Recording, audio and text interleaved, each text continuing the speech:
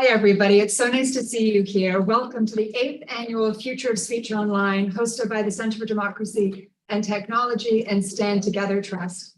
My name is Alexandra Givens, and I'm the president and CEO of CDT.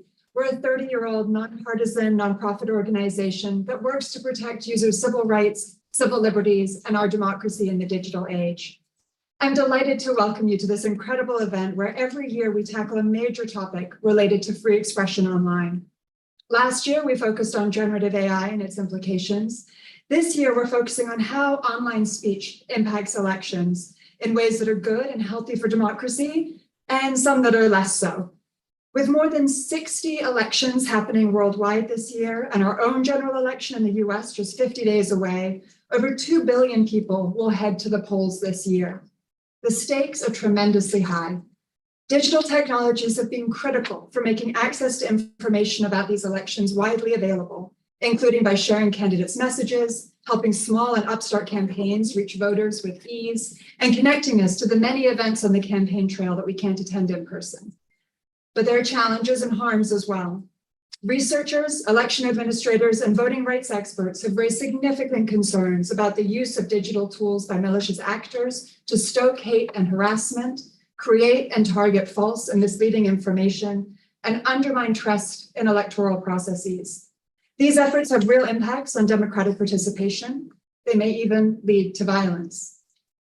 At CDT, we work to protect free expression and to advance free, informed, and fair elections. These goals always intersect, but never more so than now, as so many people around the world head to the ballots. This FOSO, we seek to explore this intersection between supporting free expression and protecting, securing, and deepening trust in our elections. Free expression is necessary to enable voters to share information about candidates, express their desire for a vote for one candidate over another, and to advocate for change. Suppression of speech is the first resort of authoritarians seeking to consolidate power. We need only look abroad to see evidence of this, as political unrest following disputed election results in Venezuela has led to the imposition of internet shutdowns by the government, as well as other governmental tactics to silence dissenting voices.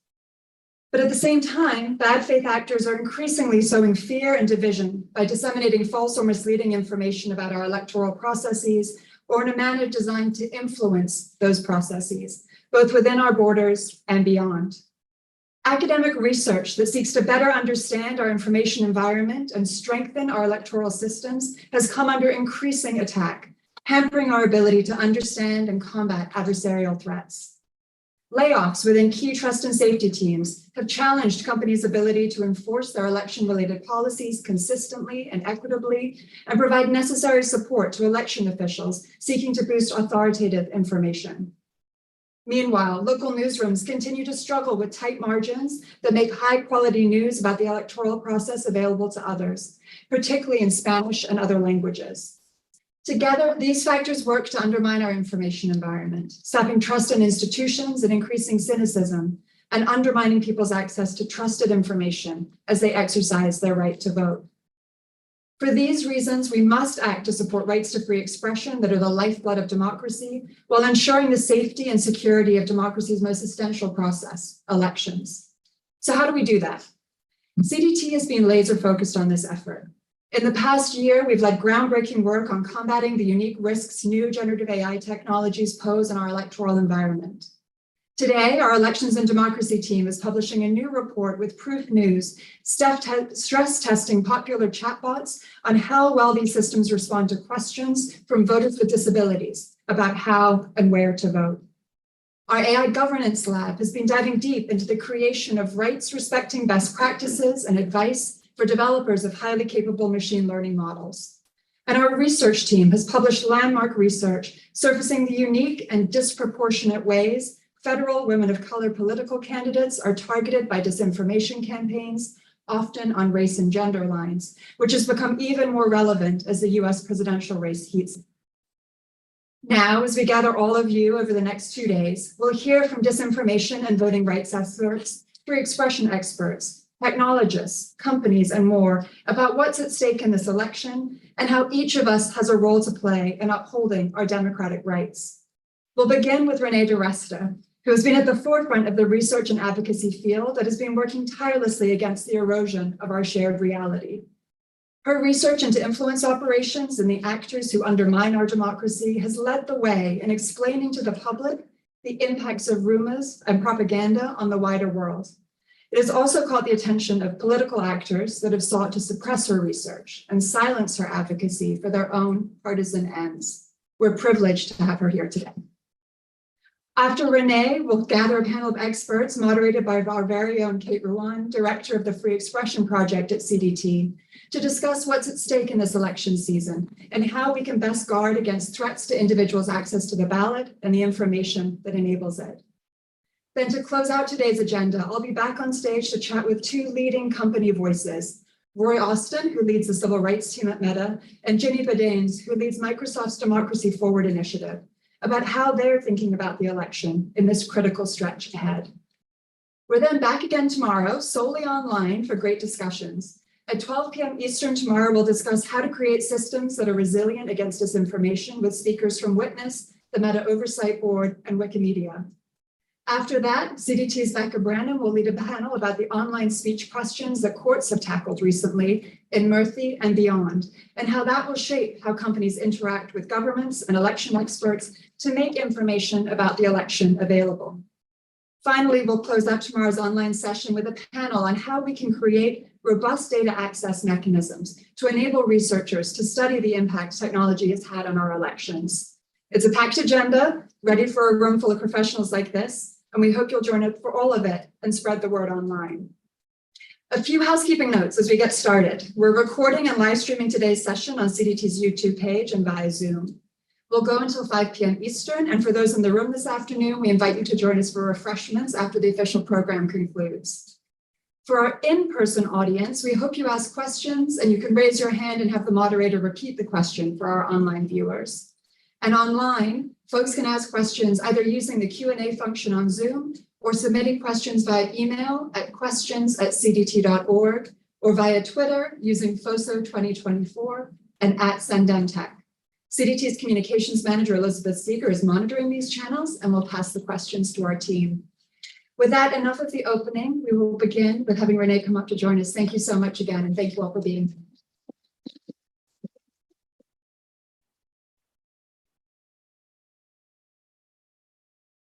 There. It's an honor to be here today, and I hope in 20 minutes to set the stage by making connections between some of the critical themes that we'll be discussing as a tech policy community at this event focused on AI, elections, and speech. As we approach the 2024 elections, we find ourselves at a pivotal juncture for democracy.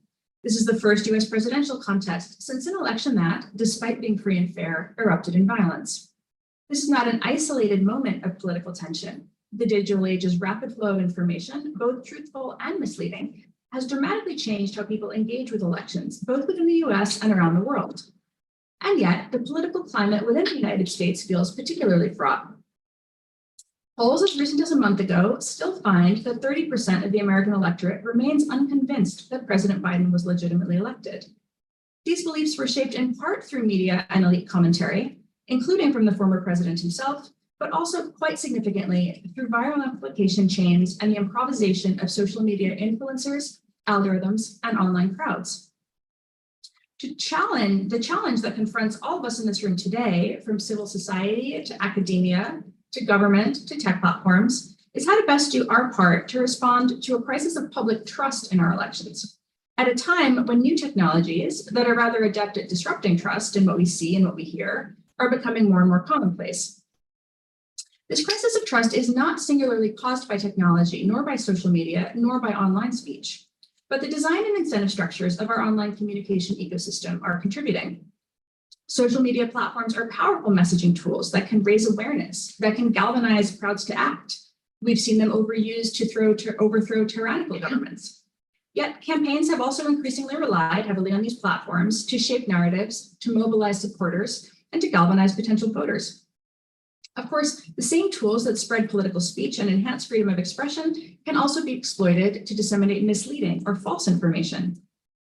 One way that this happens is via the now ever-present state-sponsored trolls, sometimes creating false personas, sometimes surreptitiously paying real voices to speak on their behalf. We've already seen Iran engage in a hack and leak operation in this election cycle, and we've seen multiple DOJ indictments of Russian actors using a variety of tactics, from fake domains to purchased influencers. Foreign troll operations are, at least, usually minimally impactful, so long as platforms continue to meet their civic responsibility to disrupt them. And not all platforms have. The more pressing and impactful challenge, far thornier when it comes to balancing free expression with accurate information, is the rise of diverging narratives that lead to conflicting views on the fairness of our elections. These often take the form of rumors, unofficial allegations, highly plausible, spread from person to person, from friend to friend. Unlike misinformation, which often involves demonstrable falsehoods or mistakes, rumors emerge from uncertainty. They spread rapidly from person to person before facts are established, before we can know what's true. This makes them particularly potent in shaping public perception. When something goes viral, the rumor is going to go viral, and the facts, as they are determined 2 weeks later, are often not. Social media is structurally perfect for the spread of rumors. Provocative and intriguing claims reach us through a grapevine of accounts that we've come to trust. So we discuss and we reshare claims amongst our similarly minded friends online. Social media researchers who did real-time election observation in 2020, like my team then at Stanford Internet Observatory, or the other teams that participated in the Election Integrity Partnership, we saw rumors, not misinformation, go viral over and over again. Allegations about ballots or voting machines or voters that seemed plausible, with facts unclear in the moment. These allegations were often quite deliberately picked up by political influencers who framed and amplified them using sensational rhetoric, big if true, even as they rely on comfortably familiar tropes. The dead voter, the bust-in voter, the illegal voter, and so many claims about mail-in ballots in the weeks leading up to the election, followed by a sharp pivot to allegations of rigged voting machines on election day itself. These highly repetitive claims, often created or amplified by incentivized hyperpartisan influencers, and in some cases by the former sitting president of the United States himself, were then curated and boosted by social media algorithms that key off of signal, attention, and push the claims out to furthermore receptive yet distinct audiences. The people who are in these audiences in turn distribute claims across all platforms, so what happens on one platform makes its way across the entirety of the ecosystem. In aggregate, many of these claims initially began as rumors, became part of a deliberate effort to preemptively delegitimize the election, to lay the groundwork to undermine confidence in the electoral process, at times with terrible impact to individuals, particularly ordinary election workers, people like Ruby Freeman and Shay Moss, who were caught up in deliberate lies and turned into villains. The audience on social media is not passive. It participates directly in sharing the rumors, which has the effect of deeply investing people in the claims. Rumors boosted by real participants and turned into viral trends by incentivized political influencers is a new and uniquely participatory bottom-up form of political propaganda. It reaches people where they are, and it comes from people that they trust. The net effect is the creation of competing versions of the truth and a buildup of community lore, entire cinematic universes in which different realities of events have transpired. This has contributed to factionalism and splintered realities, which raises the stakes for election integrity. And this is going to happen again in 2024. The challenge of balancing election integrity and free expression becomes clearer when we see this as a rumor mill rather than as a problem of, quote, misinformation or some bad facts. Platforms did, in fact, try to tackle bad information during the 2020 election. They had many nuanced and distinct policies for doing so. These were not always enforced uniformly, but platforms recognized and acknowledged the threat of persistent delegitimization, of premature claims of victory. They ran war rooms, and they moderated content as they saw fit. We spoke to them occasionally at the Election Integrity Partnership, when content that seemed to violate their policies began to go viral. After the election, we observed that they seemed to have overwhelmingly erred on the side of maximizing free expression. When they did decide to moderate viral rumors, most of the time, an overwhelming amount of the time, the posts simply received labels. The platforms attempted to add more clarifying information. In other words, the platforms appeared to respond primarily through counterspeech. Counterspeech is foundational to the American experiment. It's long understood to be the most desirable and freedom-maximizing remedy for countering bad information. but today it struggles to keep up. There are structural challenges in our new communication ecosystem. Online factions are most likely to share rumors about election integrity, are not often interested in nuanced or reasoned debate. The design and incentives of social media platforms often surface the rumor, but rarely the correction. Some algorithms reward morally strident language, rage-inducing claims, not the kind of bridging content that might be better suited for coming to a common or even simply less acrimonious consensus about the facts. Meanwhile, the individuals best suited to know the facts, in the case of elections, the state and local election officials, are often ill-equipped to get their messages out in an age of networked communication. Influencers work constantly to maximize their reach and to grow their followings, to tap just the right meme for the moment to inspire their followers to participate. Election workers do not. The professionals best suited to respond to rumors with fact are not always aware of what rumors they should even be responding to. And that's because they're focused on doing their jobs running elections, not becoming election influencers. Media and fact checkers are also participants in the counter-speech effort, though they suffered from a crisis of trust among audiences who are now conditioned to believe that everyone outside of a small bubble of ideologically aligned influencers in niche media are lying to them. Compounding this, fact checkers are often dependent on platform design to get their assessments out in the world as well, usually via labels or interstitials. These interventions that those who demonstrably trafficked in election rumors and lies have now spent the better part of 2 years reframing as big tech censorship. You're being asked to believe that a label, a content label, is censorship as well. Indeed, members of the same political machine that set out to undermine confidence in a free and fair election in 2020 have now spent the past 2 years working to ensure that networked responses to rumors and lies, networked counter-speech, is a risky undertaking.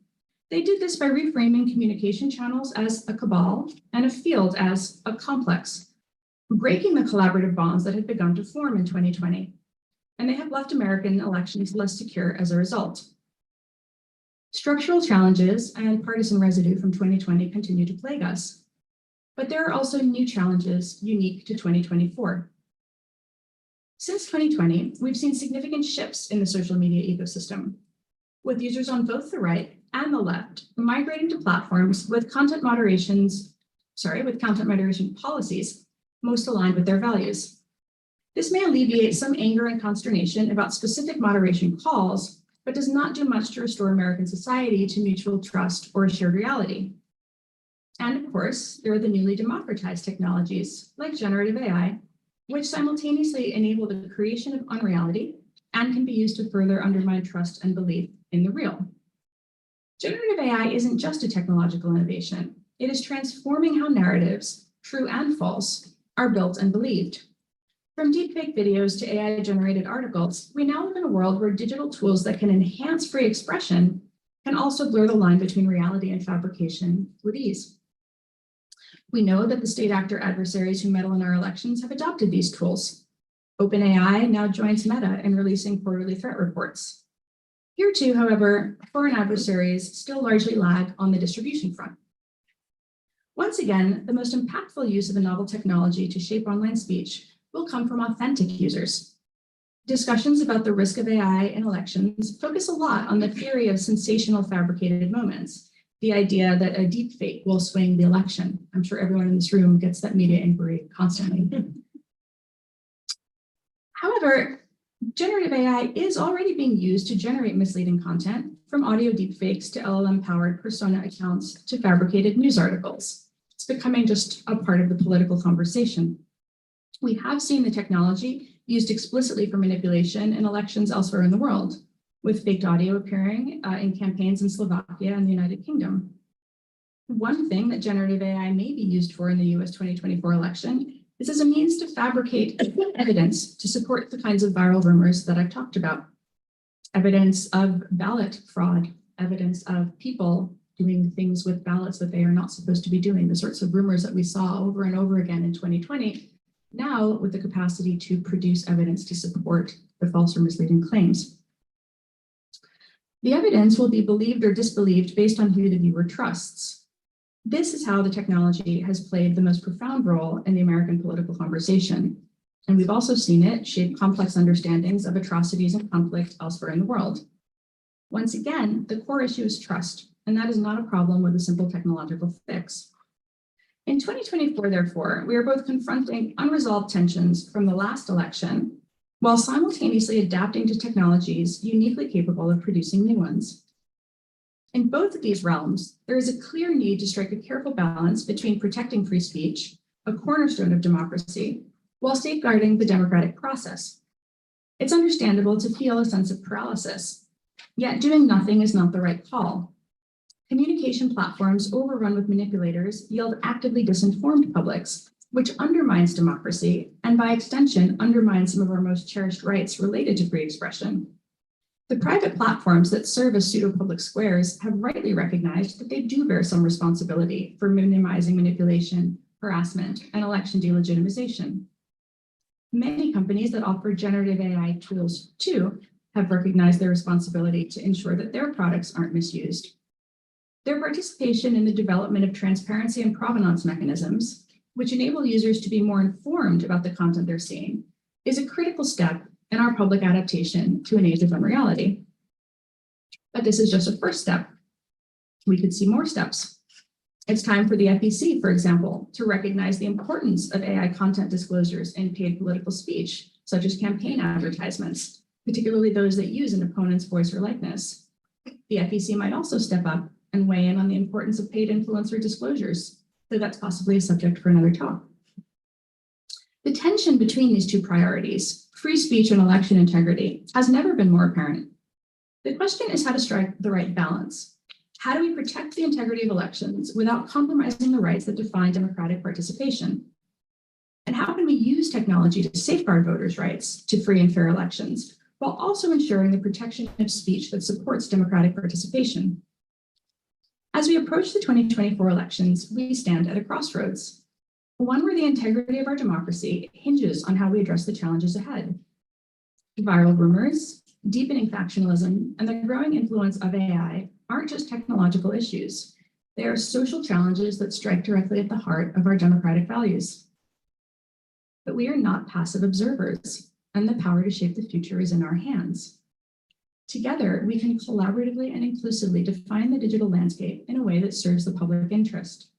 We have the opportunity and the responsibility to ensure that social media platforms and generative AI technologies are tools that strengthen democracy, not weaken it.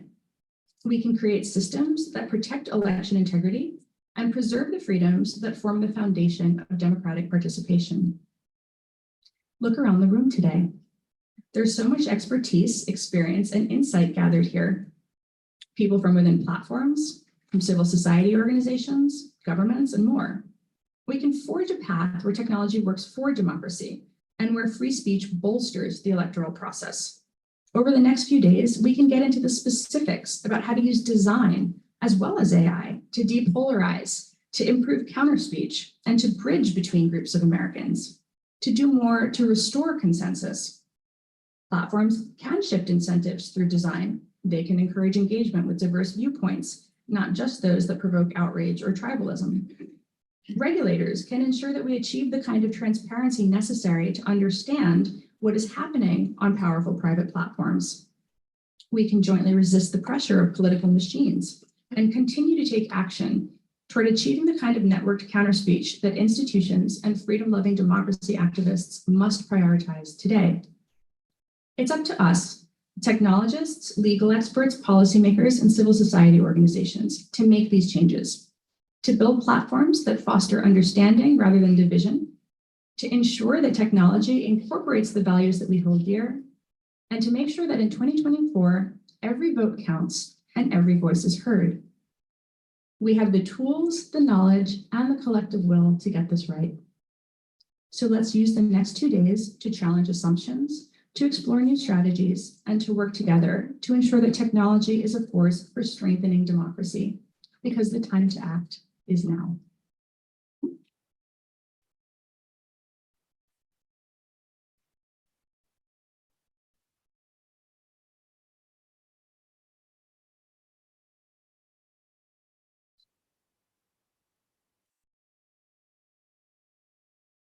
Everyone, I'd like to call the folks on the first panel up.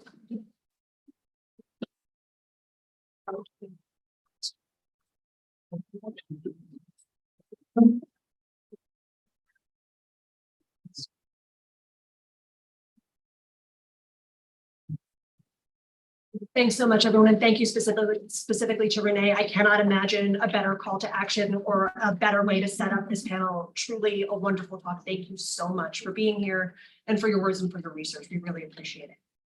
And also thanks so much to everybody else for joining us today. We're excited to delve into the topic of what's at stake quite a bit in this election, what challenges we're facing as we approach the next presidential election in the United States. Joining us for this discussion, we have a truly incredible panel of experts. We have Kathy Berger, who is the Director of Research at the Dangerous Speech Project, a Washington, D.C. based NGO that studies the relationship between speech and violence. We have Tim Harper, my colleague, CDT Senior Policy Analyst for Elections and Democracy. As an expert in election policy, Tim has driven policy and advocacy efforts across industry and civil society. He most recently served as a content policy manager at Meta in political advertising, and prior to that, he was Senior Elections Policy Analyst at the Bipartisan Policy Center, where he was responsible for election administration policy developments. Right here is Dave Toomey, the Senior Voting Rights and Technology Advisor at the Leadership Conference on Civil and Human Rights. He is an advocate, attorney, and Capitol Hill alumnus with a strong focus on political strategy, technology, disinformation, and voting rights. And last but far from least is Laura Zalmer. Among her many accomplishments, Laura is the Maria Moore's Cabot Prize Special Citation for 2024, the Knight Fellow of the International Center for Journalists, the Ashoka Fellow, and for more than a decade, Laura was the executive director of Chequeado, the first fact-checking organization in the Global South. Chequeado strives to empower individuals with verified content in Spanish, actively engage with diverse communities, and build a resilient defense against the impact of mis and disinformation. So, as we all know at this point, around half the world's population lives in countries that are going to have a national election this year or already have. In the very near future, we're going to have one right here, probably in less than 50 days, I think. So there will be a presidential election here, and there will also be state and local races, Senate all the way down to dog catcher. Don't quote me on that, Tim. Probably whether that's misinformation. You can ask him later, but for now, it's true. Free expression rights are necessary to the electoral process. Citizens must have the ability to communicate their opinions, receive reliable information about candidates, and advocate for change in order for democracy and elections to be meaningful. But at the same time, as we've heard already, there are those that seek to manipulate the information environment to their own ends, spreading disinformation to deceive and mislead people about candidates, about issues, and even about the time, place, manner, and qualifications to vote. These manipulative efforts can have a real and harmful impact on our democracy. We've seen this just recently as a racist and unsupported claim about Haitian immigrants, many of them asylum seekers in Springfield, Ohio, made an appearance in the US presidential debate last week and has now led to schools and City Hall in that community having to close following threats of violence. Today, I'm hoping to delve into some of the concerns we're seeing emerge, what issues are on the horizon that may be exacerbated by new technologies like AI, and how these same concerns play out in Spanish language communities especially. We will also explore what we can do to inoculate ourselves against these threats while supporting free expression. So first, Dave, I'd really like to start with you. In your work, you monitor disinformation that could impact voting and coordinate with experts and allies to respond. Can you tell us a little bit about what you've been seeing so far in your work? What's new and what's old in terms of these campaigns? Yeah, sure. So I think it's important to table set this a little bit. The spread of election disinformation isn't new. It's been going on for decades, if not centuries, and it's designed to intimidate voters, to spread fear, to create barriers to ballot box. It's particularly directed towards communities of color. So there's a lot of this going on for some time, but the rise in use of social media has caused this information spread like wildfire. So it spreads exponentially. It's become further entrenched, where it's almost like everyone's starting to see it, and all these false narratives are getting more publicity. You know, in the last few elections, like I said, the election disinformation spread so rapidly. It's led by high-profile users. It's led by influencers who have long reach. They start it, and it just goes from there. The problem now is that it's spreading to the mainstream media. So, and it's spreading into it's having real life consequences, affecting policy decisions. You're seeing more states since the last election that have either proposed or enacted legislation that are putting more barriers to voting or making it harder to use other ways of voting, like vote by mail things like that. And as we've all seen, unfortunately, it can lead to physical harm and violence. We saw this in January 6th. This isn't directly related. We're seeing it with the Haitian situation in Springfield, where there are bomb threats happening. This is all because of false information spreading. So there are several election disinformation themes that are happening and recurring both in the last couple of elections and in this election, but also some new ones as well. Renee actually teed up a lot of this already, which is great. They're anchored by the big lie, the notion that Joe Biden didn't win the election, the false notion that he didn't win the election. It's the anchor by which a lot of these notions start to spread. But there's lots of other narratives that we see. They include false information about the security of ballots, false information about the security of drop boxes. We can drop the ballot off. False information about the use of mail-in ballots, saying they're rigged and they don't work, and people are, mailmen, postal service workers are tossing them, that kind of stuff. There are preemptive claims of fraud before the election has even occurred. You're seeing that. You saw that in 2020. You're seeing it now. What we saw in the midterms in 2022 was increased harassment, online harassment of election officials. This is a real problem because election officials are civil servants who are trying to run elections safely and securely. Most of our elections are run really well. Even during 2020, in the middle of the pandemic, it was amazing how well they were run. They're safe and secure. But if you start undermining that, election officials are leaving their jobs. Sometimes election deniers are taking their place. They're getting, election deniers who are contacting election officers, because they're getting disinformation around there and they want documents from the election workers and they're overwhelmed. If you have election workers, who are there to keep elections safe and secure, if you're disrupting that, you're undermining the way voting works and you're making our votes less secure, and that can undermine democracy as well. This year, probably the most alarming new trend we've seen, and this is touching on the Springfield situation, is a huge rise of anti-immigrant rhetoric. Immigration is a huge issue in the ballot this year. A lot of disinformation spreaders are using anti-immigrant rhetoric to spread disinformation about voting, saying that ineligible voters are registering or trying to vote illegally. This is generally not happening, but it's getting a lot of attention. It's getting into Congress now and a lot of its campaign ads and things like that. So there are real life consequences to this. And as we also saw on January 6th, it can lead to real violence. I mean, we saw the most disinformation that we saw in 2020 was after the election was over. As soon as the networks called for Biden, all the Stop the Steal stuff picked up. It all just ramped up like crazy. And unfortunately, a lot of people who were seeing this were involved in the insurrection. They were influenced by it. And then as I think Tim is going to get into further, and Renee touched on as well, you add AI into the mix and it has the potential to turbocharge all these themes and narratives. There can be greater volume, more targeted. So I think those are the things we're really concerned about. Tim, you want to pick up on that? Sure. Well, I think there are two pieces here.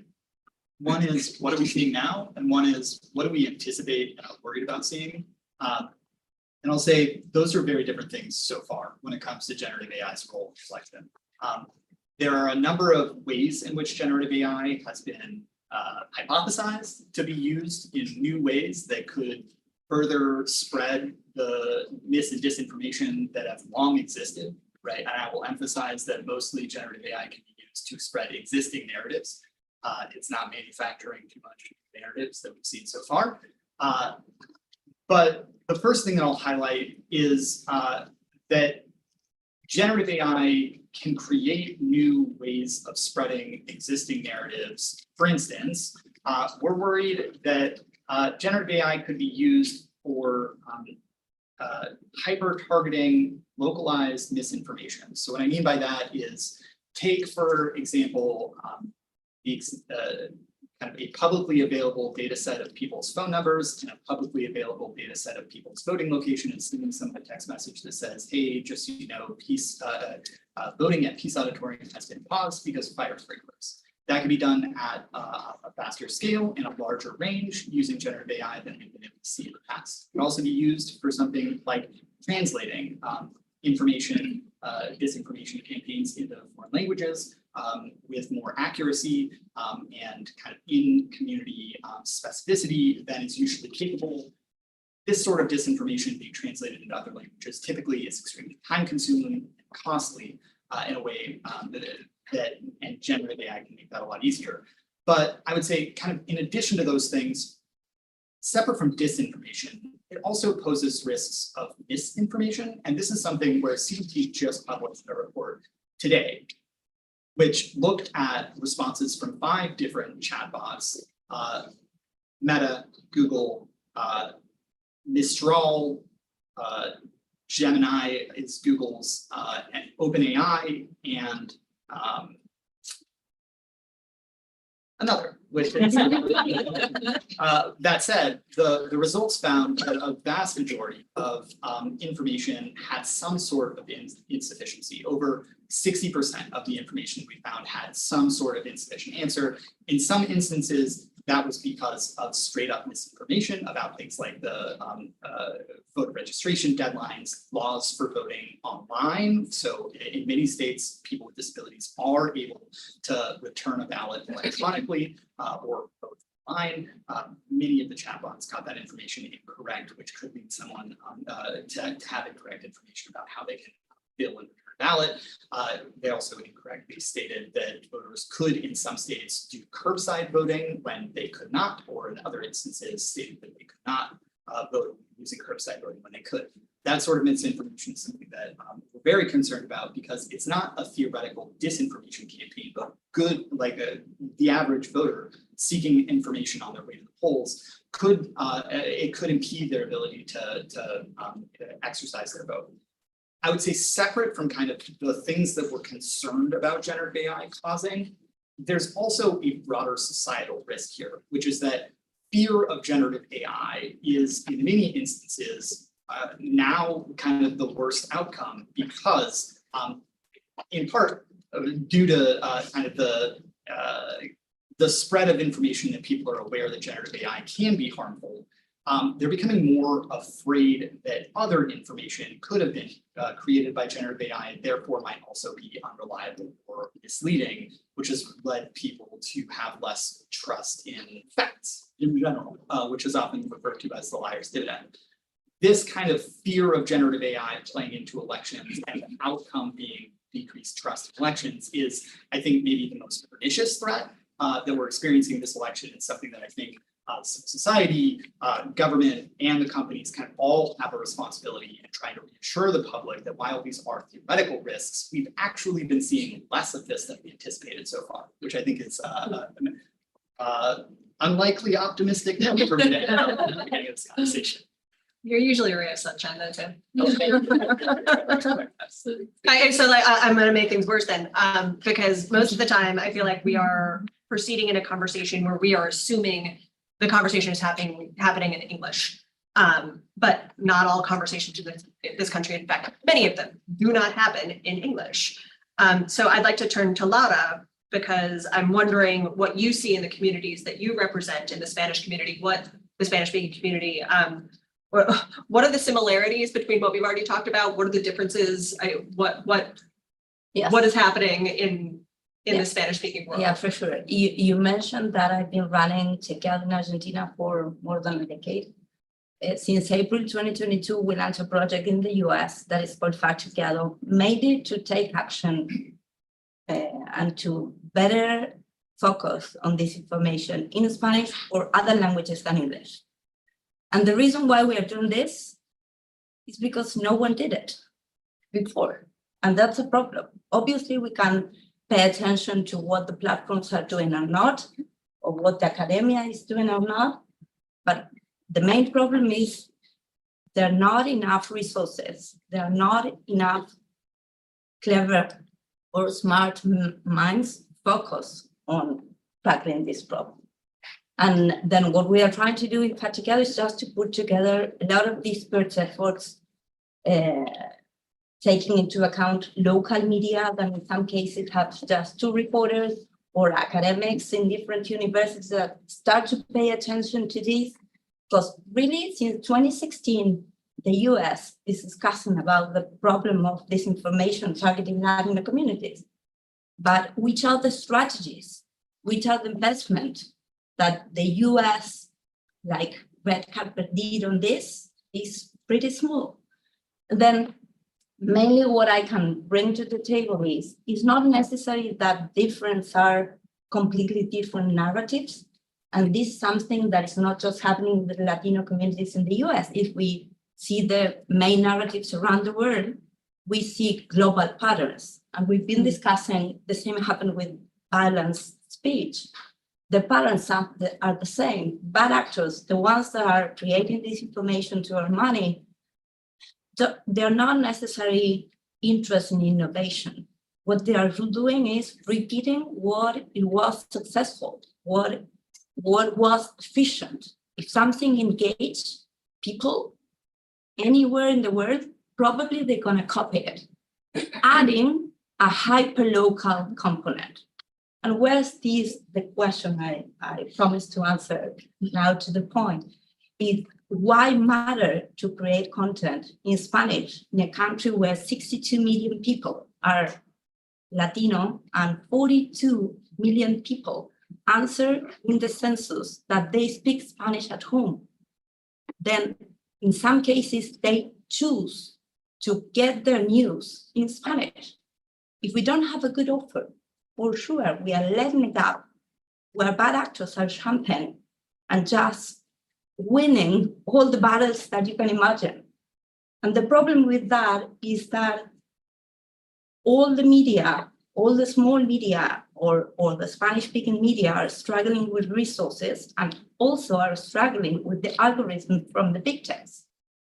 Because if the US American disinformation experts were worried about CrowdTangle when they shut it down, the problem with disinformation in language is different than English. Is that CrowdTangle wasn't good enough even to monitor disinformation.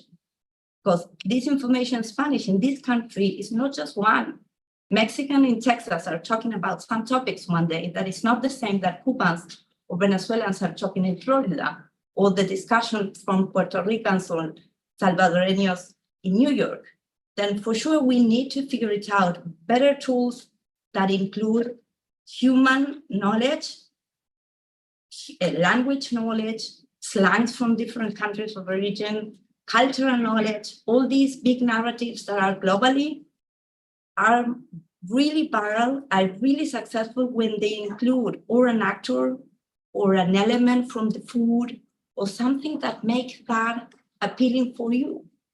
Then what we need to create for sure is high quality content, high quality journalism in Spanish, cultural relevance, not necessarily thinking that people that don't speak English is not smart.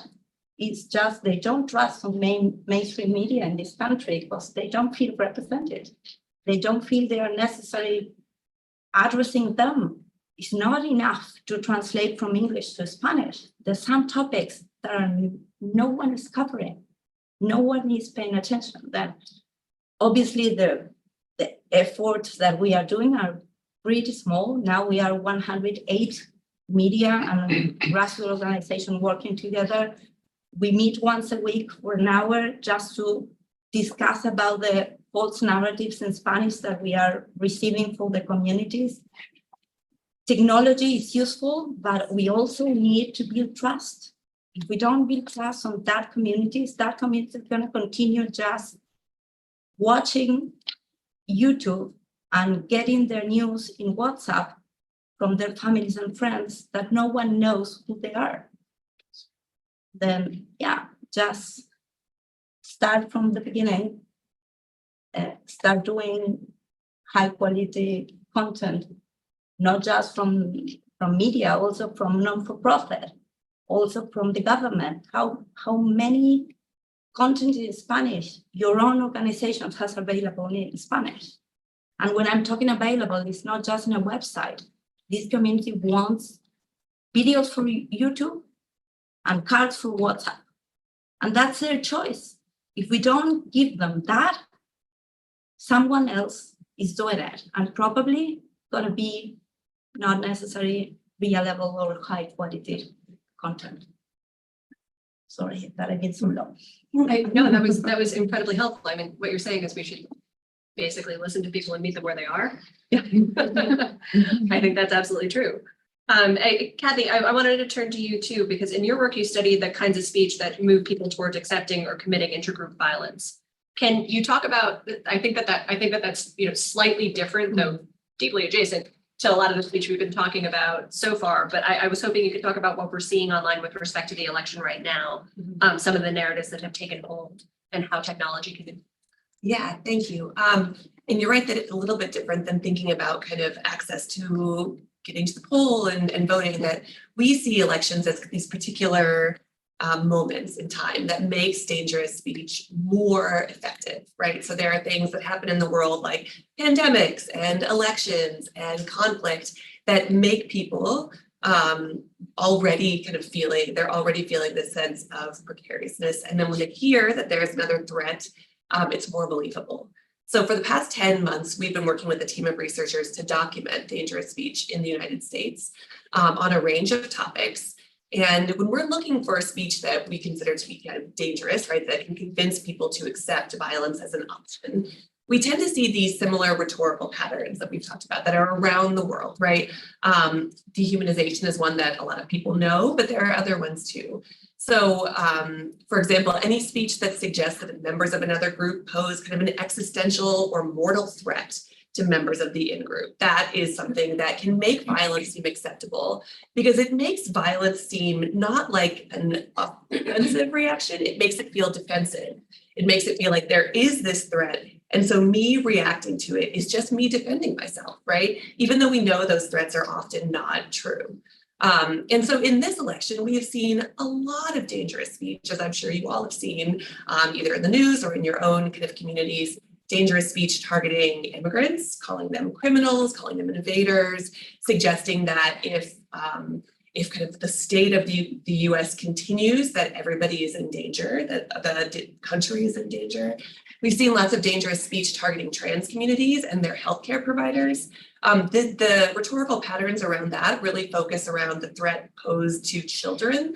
Again, a really common hallmark that you see around the world, that this other group is a danger to our children. And how do we protect our children from them? And family values and religions, that in the Latino community. Absolutely. And then, of course, we see dangerous speech that's really just focused on political parties, suggesting that members of the other party are a threat to democracy, that if the election doesn't go our way, that there's going to be a democratic apocalypse, that there's going to be a civil war. And we've seen this rhetoric on both sides, right? And I think that that's something to keep in mind, that when you have a huge portion of the population that is convinced that if the other side wins, that we're at a democratic apocalypse, like that is not a great place to be heading into an election, right? And then so we think about the role of generative AI in spreading this quickly, as you're saying, right? And potentially creating kind of the proof that people can point to when they're believing some of these rumors, as something that is concerning, obviously. And I think the other piece of this is that it's super accessible. It's really easy for people to do this, right? This doesn't have to be done at kind of the campaign level. This can be someone on their phone while if you could be doing this right now, sitting in the audience, right? Creating some kind of meme using an AI tool. So I think that just the accessibility of that and the way it can permeate and become kind of saturating, it can saturate narratives where we feel like, well, everybody's saying this. That is a real part of the rumor spread that you talked about earlier. So that's kind of the primary effect I think that we see. And if you feel that way, is it necessarily true? Like if what's creating this isn't actually real people, does that make a difference? Did that inform anything? Yeah, that's a really interesting question. And it's something, so at the DSP, we do kind of two buckets of work. Part of our work is looking at these dangerous narratives that are spreading. And part of our work is looking at productive responses to it. How do we challenge them, right? So we know the speech is there, what do we do about it? And so a lot of my work, I'm an anthropologist by trade, is interviewing counter speakers, people who make a habit of just responding to speech when they see it. Why do they do this? How do they make decisions? Why do they keep doing this? This is not fun work, right? And then a lot of our work more recently has also been looking at potential counter speakers, people who think this is a good idea, but I have trouble getting going, right?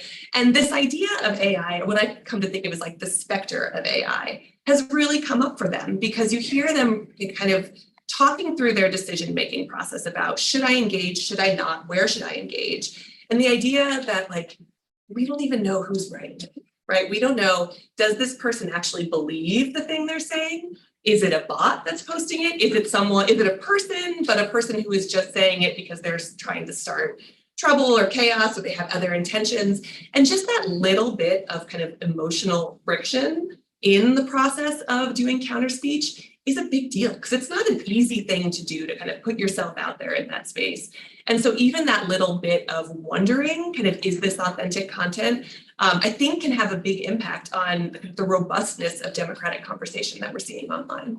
It's a really interesting question of like, who even is your audience if you're engaging in counter speech? Are you trying to convince the person who said the false thing, or are you trying to convince somebody else? And that really differs depending on who you're talking to, Yeah, right? yeah. So like people who do counter speech all the time would tell you it doesn't matter if it's a bot, because you're not speaking to that person. It's really hard to convince someone to change their mind. And in general, you should be speaking to like the thousands of other people who are reading it. But I think still when people are starting to get engaged, they can kind of get bogged down in this idea of like, well, how do you change someone's heart and mind? Like, how do we do that? So I think it's still something to consider. I think one important thing is the idea of migrants and now eating cats. Now we are eating dogs and cats, and we are done even neighbors. And we start seeing that narrative, like the narrative of this election 8 months ago. Then at the beginning we saw it's not just migrants bringing the crime. They also test some narratives related to migrants bringing diseases. And then that probably didn't work because they stopped using it. And then they start with this narrative that we are seeing daily, saying they are coming to the US to illegally register and vote and change our democracy. And what is not a surprise to me, but is surprise that someone can be surprised, is that platforms know that. They start creating this momentum for Trump to say during the debate, they are eating dogs and cats for months. And then I think for sure it's not effective just to focus, as Renee mentioned, on facts or disinformation as a specific way to address violence or the threat of public debate, because they're much more than that. They're prejudice, they're biases, they're all that platforms are or helping to spread or just putting down. Being a non-for-profit, dealing with disinformation in Spanish, producing high content, I need to pay the platforms to make our content visible. That is just nonsense in a way. If we are looking for democracy, if we are treating the companies as companies doing business, then that makes sense. You lead me into I think what the next part of this discussion, which is you've mentioned a few times a few things that we actually can do, right? Like all of your work is designed to inform people in Spanish and provide reliable information to people in the language that they are speaking. What are the other things that people can do in the face of what feels like some pretty intractable difficulties in both your work or just people who are engaging online as regular everyday folks? This is for everybody. I wasn't directing that specifically. Yeah, I mean, one thing we work on is sort of similar to what you're doing is we have a kind of operation where we analyze and monitor this with a couple of our partners. And we out to our coalition. The Leadership Conference has a pretty large coalition of about 250 members to get out messaging guidance on how to deal with it. And whether it be specific topics around anti-immigration rhetoric or how false information about certification of ballots. We also recently put out a toolkit that gives some do's and don'ts on what to do. Don't engage with certain things. Don't share or retweet anything if you don't like it, because that just spreads it. Things like that. In some ways that how to do some research and looking use trusted sources, things like that. So we have some guidance on this. It's hard because people see stuff and they think it looks really real and they're not sure where it's coming from. Most people don't have time. Not everyone's going back and doing a reverse search of everything. But looking at trusted sources, I think it's a good way to really do it. If you're not sure where it's coming from, there's a good chance it's not accurate. So that's some guidelines and guidance that we give out. I guess I'd say there are a few different groups of things that you can do if you're an average person. The first is protect yourself online. Digital hygiene is really important. Some of these tools make it more likely that you're going to get phishing attacks, which are more persuasive and targeted to you. Making sure that you have factor authentication, that your passwords are using a randomized password generator, that you are making sure that you're changing those passwords regularly. Those sorts of things make a big difference in securing your own online identity, and which can't be overstated. The second thing is, in addition to those things, you can build your resilience to seeing mis and disinformation by doing things like going to fact-checking websites, by doing reverse Google searches of an image that you think might be misleading, right? If it's actually not representing the thing that it said and came from a previous news event from years earlier, say for instance, an image of someone doing something shady with ballots that may have just been an image that they're reusing for the purpose of spreading malinformation. That being the case, that in addition to kind of, building your own resilience, you can also debunk things that you see online. You can report misinformation to social media platforms so they remove them under their existing policies if it violates those. You can learn to, you can look up the policies of these companies and determine when you can and should report them. But then also, you can go to, as was said, authoritative sources of information. Most of the major online platforms have a place where there is authoritative information about voting. The Voting Information Center on Meta, for instance, the authoritative election panels on Google search, right? In addition to those, like Snap has one as well. So many of the platforms offer kind of authoritative sources to get information, but it's hard for me to, on a panel of a bunch of fact checkers overstate that there is things you can do to find accurate information, and you should probably anticipate that it will be spread by people that you know and trust, and not just by shady sources through advertisements online. And I can probably try to have as much as diverse informative diet as you can. Your own biases are not necessarily helping you to deal with this, and ask questions to the ones that believe on disinformation. The better way to address that in a way that can make that person not necessarily change their mind, but probably change their behavior to continue sharing, is to better understand why they trust or why they believe strongly on that. And in the case of the Spanish-speaking communities living in the US and outside, you probably know that WhatsApp play an important role.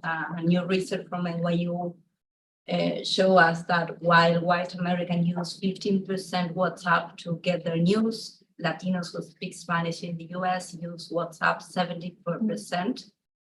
And then all the ones trying to better serve Spanish-speaking communities probably need to have a main focus on WhatsApp. What we are trying to do is we have a chatbot where people can ask us questions, send us pictures, videos, images they suspect about. In lots of cases, we already have that debunk ready, because this information just have rounds and they repeat it. And then if we already debunked that in the past, people receive immediate answer using AI. But if not, our team search for that. We ask our partners in the states or the city where that is happening, if they listen or before the same narrative. And when we create the article and the video, we reshare that to the people that ask that person to reshare it in their groups. And that is time consuming, but at least it's the way that we found outside the US that is a pretty successful way to build trust. We are taking care of the questions that people ask us to make them help us to spread the content that in lots of cases debunk things that they trust before. And then the thing I'll add just really quickly is that I think from a counter speech perspective, trying to kind of redefine what we think of as effectiveness with that. I think we can often think too narrowly that counter speech is only effective if we stop the person from posting the bad stuff, right? But in reality, there's so many other things that counter speech can do, and that research has shown that it is much better at doing than getting someone to kind of change these beliefs that they already hold. There are probably a lot of people online who already believe whatever thing you believe that you're trying to get someone else to believe, but don't feel brave enough yet to enter that conversation.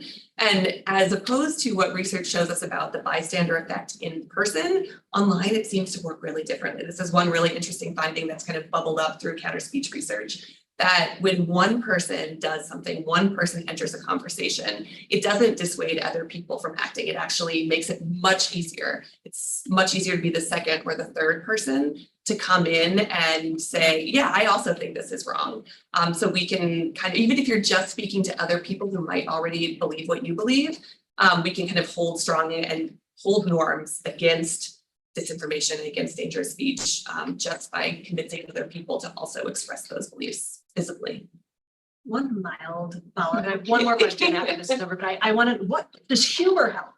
That depends on what you're trying to do. Again, like counter speech can do lots of different things. Sometimes you're trying to reach a really large audience and make something visible that was hidden before. If you're trying to kind of change someone's mind or their behavior, mocking them is not a great method, right? But if you're trying to make something go viral and get up a lot of attention, it can. So I think really trying to think strategically about what you would like to accomplish is then matching it up with the different method. I think probably the example of eating dogs and cats with memes. It's like, okay, if someone was believing this, let's make it like a satire of that immediately.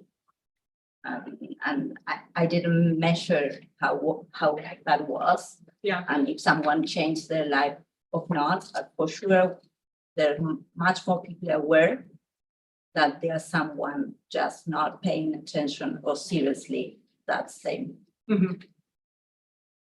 Thank you. So my last question before we turn to questions from the audience is, what are all of you on the lookout for post-election day in the US? What should we be thinking about? Yeah, I mean, I think we're concerned about if this election is close and it gets contested. I think a lot of the narratives that we've seen are spike, depending on what the election's going, or false narratives about how the ballots were counted. I think it's going to be an issue, a certification process, and that's actually was what drove a lot of disinformation in 2020. So I think we're really concerned about things like that. I mean, one thing I think we do have a better handle, I think, now on the types of narratives we're going to see. A lot of the narratives are recurring. Now, having said that, that's not, especially in this election this year, there could be some wrench we're not seeing, right? So we got to keep an eye out. But we're already doing some post-election planning, which is like the last thing I think I just want to do. But I think we've got to be prepared for it because we saw it happen in 2020. We've seen it happen in subsequent elections. We saw something in 2022. So I think we're anticipating something's going to pop up. My 2 points on that is we don't consider the day after election, November, we consider February. And we are planning on that, and we are recommending all the journalists to do the same. And our fear, I discussed with you when we prepare the panel, is audio with AI in WhatsApp just a day or 2 days before the election that we don't know if it can have an important effect or not. And probably it's topic it's gonna be your gender, or this narrative related to communism, all that narratives that at least for Spanish or Latino communities make different sense due to cultural and historical and social values. I think for us in kind of the violence prevention world, the election is just the start, I think, right? It's not like we hit the election and all of a sudden we all go back to being friends and agreeing with each other and having nice civil discussions around a cup of tea, right? So I think that we think about the day after an election or the week after, whenever we kind of get there to decision time, that you're going to have probably almost half the population being very upset about the outcome, right? And so how do we think about speaking to, like, again, holding the discourse norm strong and trying to be able to have conversations in that space and learn to live together again in a way where we can talk. And that's not a really high bar. And I don't think it's something, just be nice to each other online. That's not easy, right? But hopefully continuing, having people not be scared away from discussions through all of this. I think there are a lot of people in this time who are just kind of checking out of conversation and saying, I don't want to be part of this. I can't be part of this. And trying to recognize the real threat to democracy that is, and finding a way to maintain those norms as we go forward. Not to double tap on what several of the panelists have said so far, but I think what we consider post-election, I think really matters. November 5th is not the end of the election, it's the beginning of the period post-election where all of the certification, auditing, and results reporting occurs, which is also coincidentally one of the most vulnerable periods of an election. That's particularly so in the last few years where the percentage of voters who vote by mail has increased. That means that there are more ballots being counted for a longer period of time after the election than we've almost ever seen in American history. The reason that creates vulnerabilities is because a lot of results change. While there were, I think, very intentional information campaigns during 2020 to alert voters that was going to be a big difference during the 2020 election, COVID, I think a lot of that awareness has become less of a focus, right? We've been very focused on the new issues du jour being primarily generative AI. But some of the traditional limitations and risks around that period, I think, have been forgotten. So anticipate that there will be disinformation saying that the election has been rigged because the election outcomes in certain states that are still counting ballots that have high proportions vote by mail are still changing during that period. So, I mean, California doesn't certify its results for over, I think, 28 days after the election. So there's a long period where a lot can change, where things are being audited, and it's a period of time for ongoing litigation. I think given how close the election currently looks, that is a pretty high chance that there's a lot of litigation during that time period.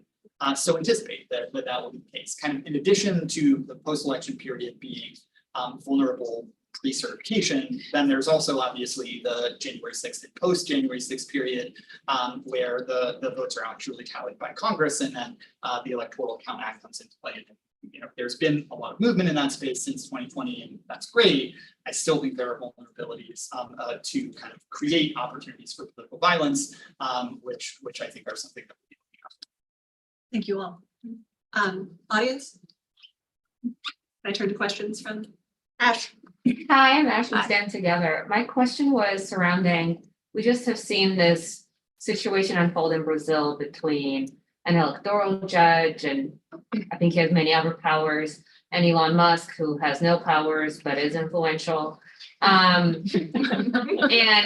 it made me think of, the 2022 Brazilian elections and how I believe at the time major platforms were directly collaborating with electoral judges in Brazil and taking down, there was a requirement, I think it was 24 or 48 hours. And can you talk a little bit about, I mean, that's an example, but there are systems like that across the globe, about the tension of quick notice and takedown in a moment of an election, maybe in a new democracy, and how that is in tension with free speech and I think the spirit of democracy, maybe? Yeah, I'm just I'm a voice that I'm against what happened in Brazil, and I never present that case as a successful case. Some colleagues in Latin America present it as a successful case due to the result. I'm not that person. And mainly because what happened, it was like, it wasn't the government, but it was a judge saying what we can have or not have online. And that's, at least in Latin America, against the convention, la Convención Americana de Derechos Humanos. And then, surprisingly for me, in Farchequeado, and lots of my colleagues in the US are much more open just to accept that we can just put down content without discussion. I don't know you all on this, but I'm the one thing that we need to figure out other ways to improve the quality of public debate. And what we are trying to do with explainers and fact checks are adding information, adding context, trying to help people to better understand, but not necessarily asking anyone, not the Pope, not the God, to decide for us what we need to see or not online. And on that case, what it was is organization, mainly progressive organizations, trying to define a strategy against Bolsonaro that was pretty much useful for the judiciary system with the laws they have, and they allowed to do that in Brazil, to take action in a way that, at least from my perspective, is against human rights. I think we have time for one more question. Let's go ahead. Go for it. Yeah, Dan Renato from National Democratic Institute. I'm curious, you talked a lot about kind of post-election implications, kind of immediate, but I feel like there's going to be a pretty big shift generally with whatever happens, as it's happened in 2016 and 2020. You had huge changes by the platforms and generally positive engagement, I would say, immediately, and didn't last necessarily. And I think now we're seeing a kind of negative trend, but any general strategies, particularly on platform engagements, assuming the election is somewhat stable and we have some positive outcomes in terms of advancing some of the priorities in terms of trust and safety and engaging with them on content moderation and the kind of issues you've been discussing. I guess I'll. Go on, dude. Well, it's, We need there's to a lot in leave that. out X. Yeah, All the platform is Yeah, I except agree on that. X. Yeah. Okay. Yeah, X is in a different category. Yeah. There's been engagement from all of us with the platforms over the years on this. Platforms have rules on their books to address election disinformation. The enforcement of it is erratic and inconsistent, particularly against high profile users. We have engaged the platforms. They have made some changes that we requested over the years. There has been a pullback, it seems, in some of the lack of action that's being taken on certain types of content. Publicly, they've said they're pulling back on it. For Elon Musk basically took over Twitter and said, "I'm not going to enforce it anymore." Some of the others sort of followed suit to a lesser degree. I think Elon Musk, gave some ability for the others to pull back on that. That's not what we'd like to see. We think, effective content moderation, if the platforms enforce their own rules, some of the rules are actually quite good. I think would go a long way to addressing some of this. We're going to continue to engage with them, both before and after the election. So I don't know how it's going to turn out, but that's something we're going to continue. I would say that the post-election period is an opportunity for all of us across society, regulatory, and the companies to hold folks accountable for what happened during the election. This cycle is interesting. There are a lot of smaller platforms that have built large audiences, the Twitches of the world, that are encountering their kind of first major test. That also is the case for the major generative AI companies, the OpenAIs of the world. Each of those industries and those smaller, newer companies are going to have a reckoning this election cycle. And I think that there is an opportunity to hold them to account. Now, how we go about that, I think, is a question of kind of across society intervention. But we at CDT have put out recommendations for AI developers for improving and maintaining election integrity, which is kind of a comprehensive slate of the policies we think need to be put in place. Many of the policies that are put in place for elections are also very short term. So they might have escalated pathways for election officials during a short period around the election. We think that those need to be more durable and more complete. So it's not only a question of holding platforms accountable for what went wrong, but also encouraging them to maintain those policies for the longer term. And that's all something that we can do together. And on that note, excellent note to end things on. Thank you all for a fascinating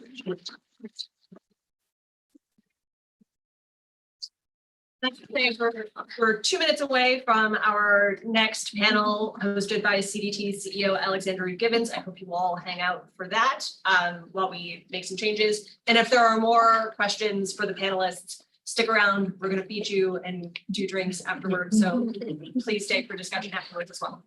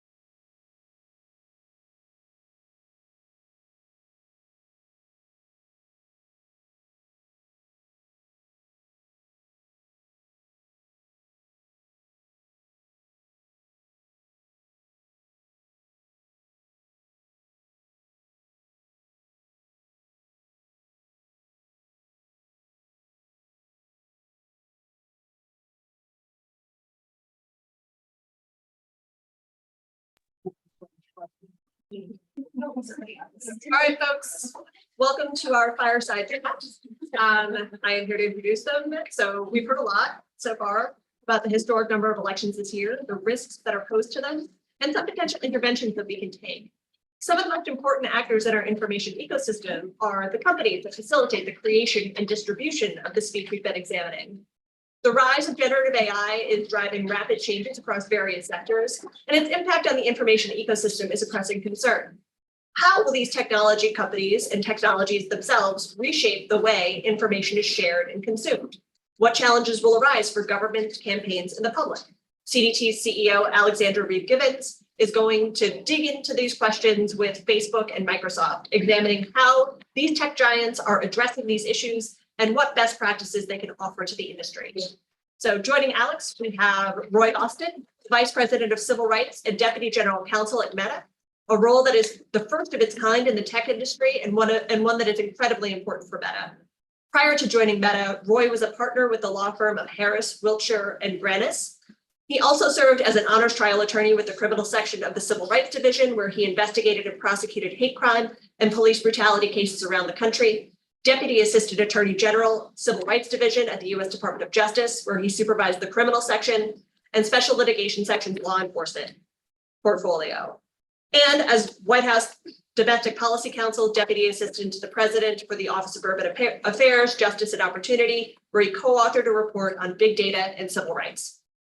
We also have Ginny Bedaines, General Manager of Democracy Forward Project at Microsoft, an initiative within Microsoft Technology and Corporate Responsibility organization that focuses on addressing ongoing challenges to the stability of democracies globally. The initiative includes efforts to protect elections, political parties, campaigns, and NGOs from cyber-enabled threats.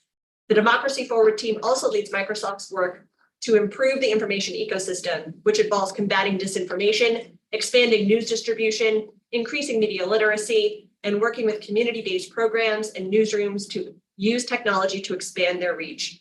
Bedaines has spent her career at the intersection of politics and technology. Before joining Microsoft in 2014, she was Vice President of Political Services at CMDI, where she advised presidential and Senate campaigns in their efforts to leverage data and technology to improve their finance and treasury operations. Alex, I'm going to hand it over to you. Thank you all so much in advance. Lovely. Thank you both so much for joining us. So we talked on the previous panel about how we have to be careful on not overhyping the risks of AI, that there are also very traditional legacy issues around the impact of the information environment on our elections. But also, people are calling this the first AI election, where generative AI is much more available and present in public consciousness than ever before. So I do want us to dig in on this piece of the portfolio and how your companies are thinking about it. Tim on the previous panel gave us a little bit of an overview of some of the risks that CDT and other advocates have been focused on, but I'm curious to hear the perspective from your roles at the companies that you represent, how you're seeing those risks manifest, if you think people are over-concerned, under-concerned, and what you're paying attention to. Ginny, do you want to start us off? Sure. Thank you. Thanks for the invitation. Great to see so many familiar faces. Hi, everyone. So as we approached this election cycle, and of course, I'm referring to that in the global sense, right? We've already talked about the 2 billion or 4 billion, depending what stat you use, of people who are going to vote this year already have. While we didn't start trying to have the conversation about deepfakes in elections, we found that we couldn't avoid it because a lot of people were really, really concerned. So we would go into a meeting about something entirely different, and we'd be meeting with someone from a government that had an election, and they would immediately ask us, what are you going to do about this threat of deepfakes in our elections? And so this is, a year and a half, 2 years ago that we really started thinking about what is our responsibility. We are not just a technology company, we're a leading AI company, we're an investor in a leading AI company. We probably need to lean in on this challenge given the concerns that folks have. So if you were to ask me 2 years ago what my concerns were, they're different than they are now. Because as we've seen, and as Tim and others have said, this is a little bit the dog that hasn't barked, right? We've not seen AI, drastically impact the events of any of these elections. It's been used nefariously at times. It's been used in meme generation and kind of humorously and actually effectively in some cases. But yeah, it hasn't been the big disruptor.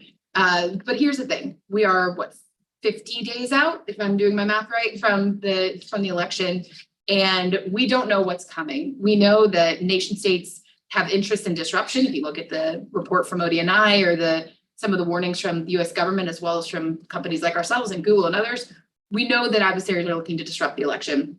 We also know they have capabilities and that AI is one of the tools in their toolbox to be disruptive. So could we see some kind of, deep fake of audio at the local level to disrupt a small election? I think that that's still plausible. And so as a technology company, again, who is in a position of looking at these threats and having a role there, we're going to stay vigilant and be concerned. But to the other point, I think Tim stole a lot of the thunder here. To the other point that he made, we also want to be really cautious that we don't overhype the threat so much that people don't trust anything and the whole liar's dividend takes over. So it's really this balancing act of how do we raise awareness, talk about these challenges, make sure people know this is a thing that could happen. It could happen in your local election. Make sure campaigns know that this could happen to their candidate. Have they thought about how they would respond if it did? Do they have an action plan? We've really spent the last 8 months starting in Europe and working our way across the world where these big elections are happening, trying to train political campaigns and candidates and stakeholders around how they might respond if this were to happen. So those are still buckets of concern we have. I'm fortunately less concerned than I was maybe 6 months, 8 months ago, but we're remaining vigilant, going to keep on this again through not just the election, but as Renee and others have mentioned, through the post-election period where we think that this technology could actually be used to reinforce potential agendas or conspiracy theories that are coming out. Roy, how about for you all at Meta? Am I allowed to just say ditto? Is that? I have more questions. Oh, well, first of all, let's talk about fake news. You promised me a fireplace. I don't see a fireplace. Look, let me also just start off with a thank you, a huge thank you to CDT, huge thanks to CDT for all their efforts.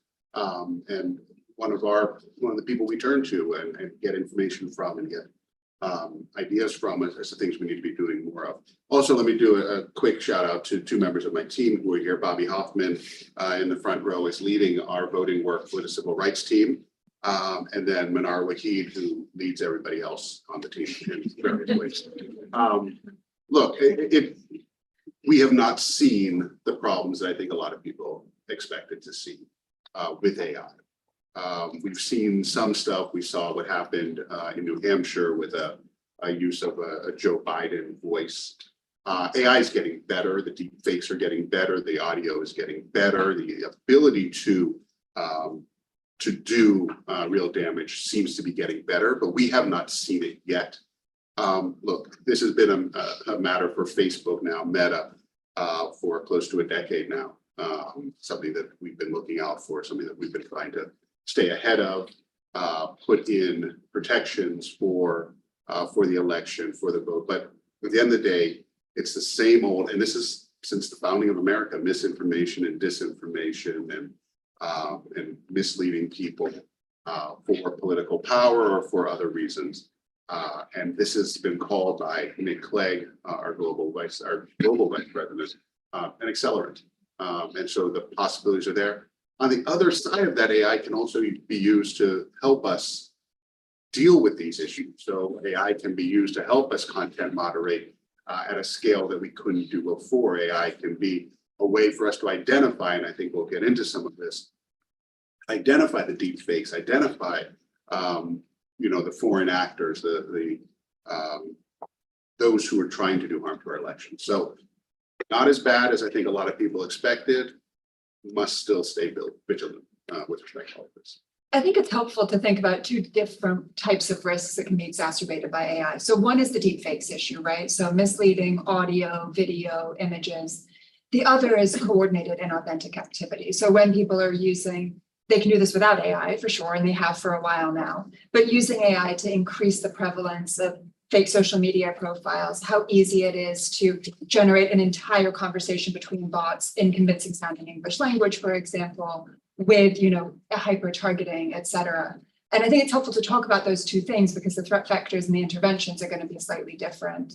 Let's do the deepfakes piece first. And I want to start with you, Ginny, because one of the efforts that both of your companies participated in, but you were personally very involved in helping organize, was this tech accord announced back in February of this year between 22 companies to coordinate on deceptive AI election content, announced at the Munich Security Conference. Can you talk a little bit about the purpose of that initiative and how well it's going now? Sure. We're now at 27 companies. So we named a few after the conference.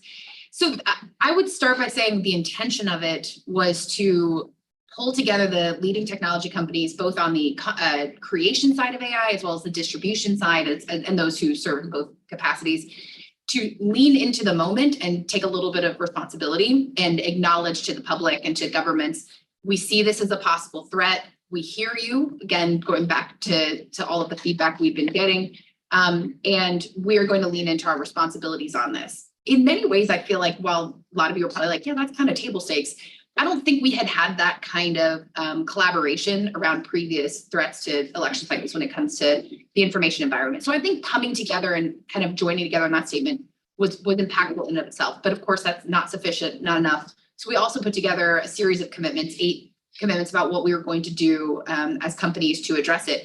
Now, here's the tricky part. We're very different companies. We have different projects. It was really hard to get to a place where those 8 commitments were going to look the same for each of us as far as which was the most important, how we were actually going to play them out. So we each individually, of course, executed on those 8 commitments separately, but we came together to agree on what those commitments looked like. And you can look it up. I don't have to give you like a whole pitch on the tech accord, but we do think it addressed the main issues that people were concerned about, both from the creation side to the distribution side.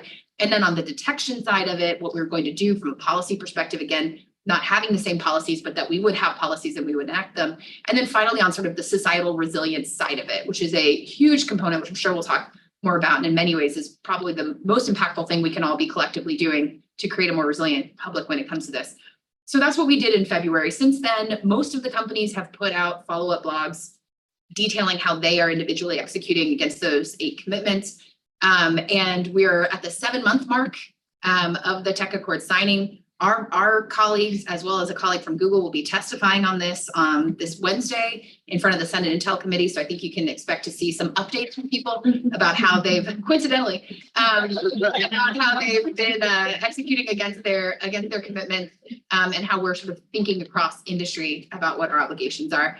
I don't think it was the perfect agreement. I don't think those kinds of things actually ever see the light of day when you're dealing with that many companies with that many interests in a charged political global environment with lots of different pressures from a variety of actors. It's going to be hard to come up with a document where all of us are like, this is exactly what I wanted. But I will say, I think we made some progress. It's something that I hope that we build on as we continue to work across the different companies on those key issues. For you, Roy, I mean, Meta is navigating hundreds of millions of uploads on any given day across your platform. So can you drill down on the detection piece of your report, so what Meta's doing there when it comes to deceptive AI content?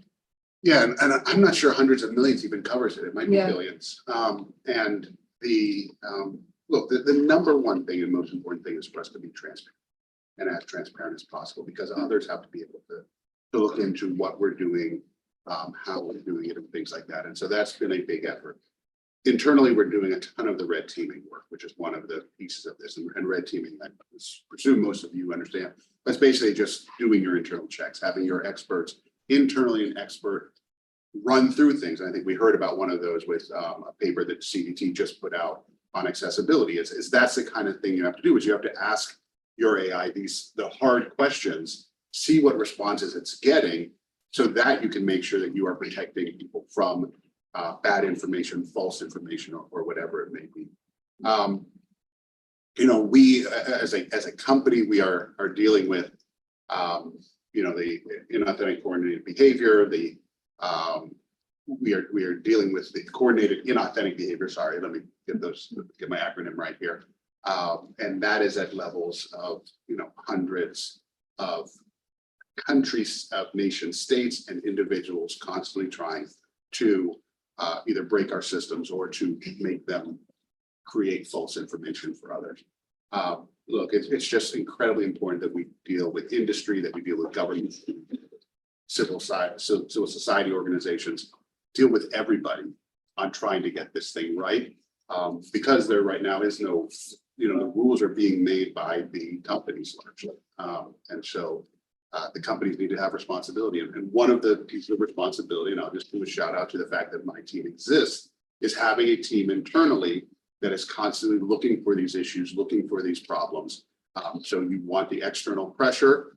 We also have a representative here from our oversight. You want that kind of external pressure, but you also need people internally every single day seeing the decisions that are being made and having an opportunity to weigh into those decisions and being able to weigh into those decisions without fear that you can't say what you honestly think about your own products and your own company. Trina, can I push you for a minute on the detection piece of the Accord and just where we are in the state of the art right now? So, let's play out the scenario you just described, which is some video file or audio file comes out a couple days after the election. The local election officials are desperately trying to prove that this is a deep fake. How easy is it to do that now? What's the role of the companies in making sure that people are able to do that testing? Detection is a really tricky topic because, and it's actually where we all started. A lot of the tech companies, I won't give you a whole history lesson, but like if you go back like 5-6 years, there was a lot of resourcing and work put into building out detection mechanisms with the assumption that, oh, we'll just detect bad AI with good AI. And to be cliche, detection does work in certain circumstances, and it is an important tool in this broader piece, but it is not the panacea, the silver bullet, whatever the cliche you want to use. It doesn't solve all things. And an example that I use often when people are like, why not? Why can't you just run it through? Is the picture of Trump after the first assassination attempt, where he's surrounded by Secret Service agents. It's obviously a picture that we've all seen, but there's a version of it that circulated where the Secret Service agents are smiling, right? And if you were to run that through, it depends which classifier you ran it through, you might get a mixed result because it was an original picture that had been manipulated by AI. That's different than a picture that is wholly created by AI, right? So there are these like gray areas and distinctions you have to start thinking about when you look at how you talk about detection. All those caveats aside, detection is an important component. So one of the things that we've done is that we've partnered with an organization, a nonprofit called True Media. And what they do is they pull together a bunch of classifiers, some that they've built themselves, some that technology companies like us provide them, that we've built either to detect AI that came from our own products or just ones that we have built ourselves to try and determine if something is AI edited or enabled or created. And he then works with civil society, journalists, governments in some cases, where they can submit to through their account a picture, an image, whatever, a video, and it'll give them a sort of a scorecard back. Now, it's not going to be, yes, this is AI, right? It's not going to be that simple. You have to kind of understand how to read it. And this is where the complexity comes in. But having that is something that they did not, journalists, civil society did not have 6 months ago. They didn't have an organization to turn to. I know other organizations like Witness, who are out there doing this work more in the global south and elsewhere, have similar projects where they'll work with sort of frontline civil society groups, and they help with these detection and analysis. We also have a form that any political campaign, election official who believes that they have a deep fake of themselves or of their candidate can submit it to. It's just one place. It makes it nice and easy. And we'll run some analytics and analysis on it and try and give them some feedback. And then, of course, if it violates any of our policies, we'll take appropriate action on our own platform. So there are things in place now that weren't there before. That doesn't mean that every local candidate knows about it. Yeah. It doesn't mean that every local official has any idea how to respond. So, with 50 days left, I fear that we have not all collectively gotten the word out as much as we can. But there are mechanisms now where people start to take some kind of control if they believe that there's a deep fake out there, and detection is a component of that. That's great. Let's turn now to the coordinated and authentic activity, and where you were touching on this. Meta's had policies about this for a long time. Can you talk a little bit about how you're thinking of enforcement in 2024? And if you want to respond to some of the concerns raised on the previous panel about a little bit of a pullback from what we've seen in previous years in terms of this work. Yeah. And let me just say just to add on to the answer here, watermarks, metadata, there are things, and then sharing those among industry so that everyone can search these images to make a determination as to whether or not they're fake or not. Let's add on to that the fact checkers and what we're doing there. We have over 100 fact checkers. So when a fact checker lets us know that through their research something is fake, if it affects like time, place, manner of elections, then it will be pulled down. If it's less than that, it will be demoted significantly so that hopefully it doesn't spread. But when it comes to coordinated and authentic behavior, look, I want to say since 2017, we pulled down close to 200 groups, organizations that we believe were operating coordinated and authentic behavior on our platforms. We've taken down 700 hate groups, 400 of which are white supremacist groups on our platform. We are constantly looking for this. There's been no pullback on that work, on the idea of we do not want coordinated inauthentic behavior on our platforms. We don't want that. We've seen nation states, Russia, China, Iran, being the leaders in this space. And we're going to continue to look out for that stuff and continue to pull that down. So all of those things are important. But look, I mean, a reason why I come to CBT and meetings like this is we don't catch it all. And we have a direct line. I will give you Bobby's home phone number. But we We're have a also a direct- privacy organization. Oh, sorry. Well, obviously for some, but not all. So, but truly, we need to hear from people when people are seeing things, because we need to, we miss what's coming in. We miss, look, we have the whole issue of WhatsApp and the number of people who, and the encryption. We don't see it. And so some of these messages, we need others to come and tell us that it's there, that it's happening, so that we can act on it. But I honestly, in those spaces, I have not seen any kind of pullback with respect to that. We do not want to see that on our. Jenny, can you talk a little bit about the role of industry kind of coordinating on these issues, so information sharing? This is another area where I think civil society advocates are quite worried that the companies may not be working together quite as much as they did in the previous election. And I'm curious your sense of how that's going. It looks different than it did in previous cycles. But I'll say really the point that he was making about the provenance and watermarking, when it comes to how are we as an industry going to get to a place where we can give consumers better indications so they understand what they're consuming? That's something that I think we agree is essential and needs some level of coordination, frankly, across the tech ecosystem. If we're out there applying provenance or metadata to images created through Bing Image Creator, and then feeding it over to Meta, and they're not reading it and therefore distributing a label, then if we're not talking to each other, then it's kind of for naught, right? We need to have some level of best practices that we agree on. We need to agree on standards. We're really pleased to see that Meta joined C2PA recently. Google has joined, Microsoft's been a member, Adobe was a founding member. And we're starting to see movement in the direction of provenance, watermarking, labeling. We're starting to agree on it. Again, 50 days, it's not all there. But these things do take a while. I know everyone hates to hear that from tech. I totally get it. But if we look back at kind of the wild, wild west, when you used to enter your credit card number into a website that didn't have the lock URL, I mean, that seems insane, right? People will look back, I think, on this time and say it's kind of bizarre that we as the industry were not providing more information about the images that people were seeing online. We will get to a point where you have an icon and it tells you more about it. We've not decided exactly what that says. I think we all kind of agree, if something was wholly generated by AI, there should be some indication of that. There should be some kind of, this is AI generated. But if it's edited by AI, what if you just made the guy bluer behind you? I mean, does that require the same kind of label? These are not decided things. There are a lot of good conversations happening with really smart people on a fairly regular basis. So it's one of those cautionary things where I say there is progress. We are talking to each other. We are moving in a direction where you're actually seeing progress day to day, but it is not fully resolved. And of course, the tech is evolving as well. So we are building this while we are moving forward, and the technology is changing around us. Well, we're probably contributing to the change of the technology, but still, we're making those adjustments. So it's progress, but it doesn't look the same as it has in previous cycles. But of course, everything changes over time. So that's on the AI kind of watermarking, labeling side of it.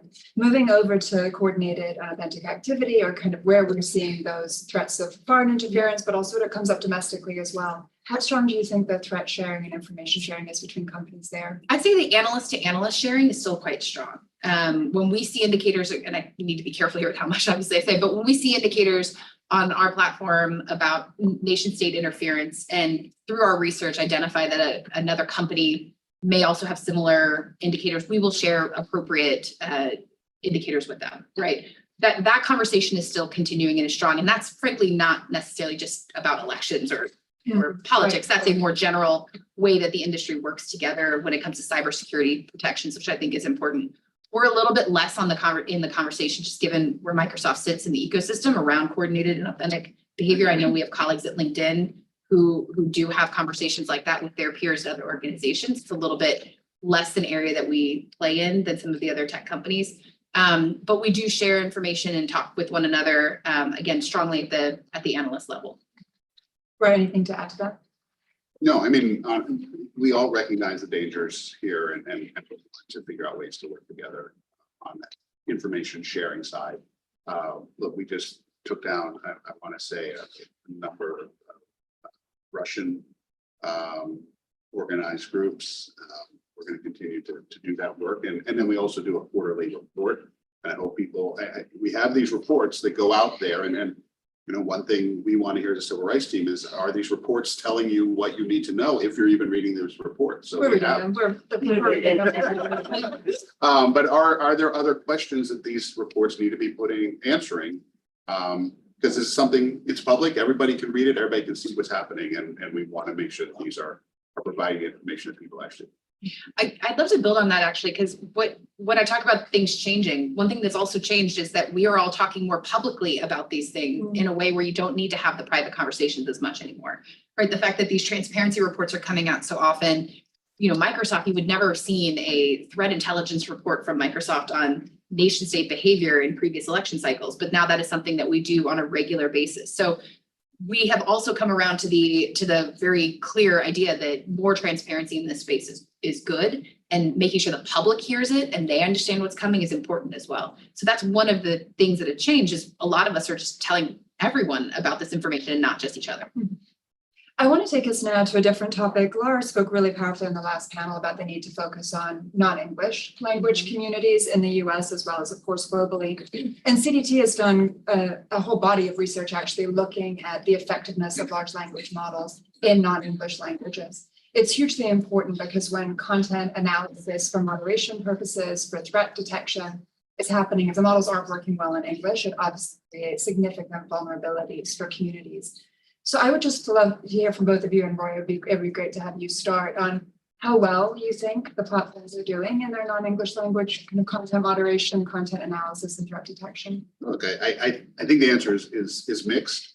You know, 4 main languages of AI: English, Mandarin, Arabic, and I'm missing the Spanish, are the 4 main languages of AI. The way AI works, again, I think I'm speaking to a room that understands this, is the more data and information you have, the more likely your AI is to be better. So the more we have of these languages, the better the AI is going to be. We do deal with dialects and regional talk and everything else that has to be figured out. I think languages other than those 4, I think we are continuing to catch up and figure it out. It's incredibly important that we get this right and we recognize that. But I think that the situation is right now, it's the languages that we have the most data on is the languages where we're going to be able to do the most work, preventative work, stabilizing work, and moderating work. So I think that's where we are right now. I think the other thing, honestly, I think encryption is something which is difficult, because we heard a lot of complaints from people about potential Spanish misinformation in the last presidential election. As we dug into it and looked into it, it was actually really kind of person to person, family member to family member on encrypted apps is what people were complaining about, which is not something that we can actually capture as a company if we are going to respect privacy to use that. And so we have to think of other ways of making sure that people get truthful and honest and useful information. It can't necessarily be at the front end level of the companies when they don't know the conversations that are happening. Right, that other lever of if you can't do anything about the pathway of distribution, what you can do is help boost trusted information, the voting resource centers, fact checking. Yeah, our VIC, the Voter Information Center, and figuring out what is trustworthy information and getting people to actually read it. And the problem is people don't trust anything. And there's confirmation bias where people only trust the things that they believe are true to begin with, and so anything else is false. And so you're in this just mess right now of getting people to understand and believe when you say something's actually truthful. We put screens up, we tell people this is likely false information, and what does that do for half the population? They read that and they say, that's what I want to read because that's the truth that they're hiding, that they're trying to hide from us, as opposed to actually trusting any source of information. Do you think it's kind of, how do you think about partnering with organizations that are in those communities to help boost that trust and raise awareness of those types of resources? Or is that kind of, that's off platform, it's less your responsibility and more in the communities itself? Well, we help to work with over 100 fact-checking organizations. I want to say 40 of them are non-English speaking. By working with these fact-checking organizations, we're saying that we trust them. We will continue to do so. You know, it's again, we're dealing with a world right now where people don't like the outcome. They're not going to believe what you're presenting. And we will continue to work with organizations and continue to find ways to try to get good information out there. It's just we are in this battle right now where people can't decide what's good information unless it makes them feel good about the information. I want to pull us now, I'm getting the time waves from our friends in the back, but I want to pull us over now to another place where we need to boost trusted information, which is this research we've alluded to earlier around the accuracy of chatbots and what when they're AI generative AI in a chatbot kind of user-facing form or being integrated into search results. How do we make sure they're actually returning authoritative information? We've talked about the report CDT put out today, which showed overwhelming numbers of kind of inaccuracies and sometimes affirmatively misleading information about voting with a disability. But of course, there have been other studies, Proof News and others, just on the general quality of information that's being returned. Can you talk a little bit about how your companies are thinking about that? And is that low-hanging fruit to try and fix quickly? Or is it more complicated than that? Jenny, you want to start? It's more complicated than that. Look, it's an area we've been focused on for quite a while. When we released what's now Copilot, which at the time was Bing Chat, I think it was a marriage between essentially OpenAI's model and our Bing search index. And I had a lot of really smart people explain to me grounding and what we did to ensure that the result that came out was really just a synopsis of what was on the website, and show me a lot of really great research that showed that we were not going to run into the problem of it coming up with, false information within the results. And I would say that the team's done a ton of red teaming, a lot of work, and I feel like the Copilot response is pretty strong. We've gotten pretty good grades on a lot of the things that have tested it, but when it's come to elections information, we didn't feel like it was worth the risk where if 1 in 10 times it gave you inaccurate information or it just slightly misleading information, that felt like that was not okay. That's not an acceptable threshold. So we've since shifted. If you ask Copilot about election information, it's just going to ask you to go do a normal search. And that is because that was just too risky. I hope that we get to a place in a year or 2 years, I don't know how long it'll take us, where we can stand behind whatever those answers are. But when it comes to high risk situations such as an election, it's not worth taking that risk just to be able to prove our product can do it. And so while we do actually feel good with the results that we've come up with through our red teaming and testing, for now, that's the response we have. We similarly have on our image creator, for example, you should not, I feel like I'm testing a group of experts who are going to go red team it for us, but you should not be able to get it. You should not be able to get it to create an image of one of the presidential candidates, for example. Those feel like necessary precautions that at some point in time, I would like for us to be able to lift if we have the proper restrictions around it. But until we can get to a place, this information is too important to risk. So that's the position we've taken now. We'll continue to improve. We're not perfect, but I think we have the right policies to keep the public safe to the extent that we can. And then I know we can talk later about it, but the importance is also making sure that people have access to authoritative information when they do those queries. And that's the most important thing. Rory, how are you all thinking about this? This is hard as hell, Yeah. to be honest. It really is. And, we talk about authoritative information. We send people to state secretaries of state's offices. Well, some of the secretaries of state's offices are trying to be really inclusive and try to put things in multiple language, and some are not. And so even calling that authoritative information, while it's true, it's not necessarily information that the population needs. The example I use right now is playing around with one of our Gen AI tools. And the question was, show me an American family from the 1800s. That was the question. And you get 4 answers from that. And the 4 answers we got from it were 4 white families. Completely ignoring the fact that Native American families were here in the 1800s, completely ignoring the fact that African American families, both free and slave, were here in the United States, and multiple other races were here. Your colleague Kate really understands this from Wikipedia. I mean, so much of what is on the internet was put there by certain groups of people, and that's where the information is coming from. So asking Gen AI and AI to come up with accurate answers to questions, you're immediately starting from a point of bias. And the question for every one of our companies is, what do you do about that bias? What do you do about that bias that's in there because of the information sources? And so, you know, I don't have an answer for you as to how we do this, other than to say that this is really, really hard. And that we need more and more voices, people and diverse voices, and people weighing in for us to try to get this thing as close to right as we can. That is a wonderful note to end on. I'm going to wrap this up and silence the audience questions, which I feel so terrible about, but it's just because we've had a packed agenda today. Our guests will be staying around for the cocktail reception, so we'll be able to cover things then. But in the meantime, please join me in thanking these wonderful guests.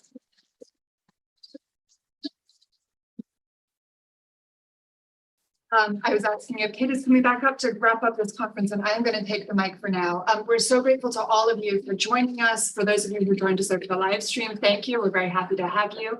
And we will be back online tomorrow at 12 o'clock Eastern. We'll look forward to continuing the conversation then. Thank you.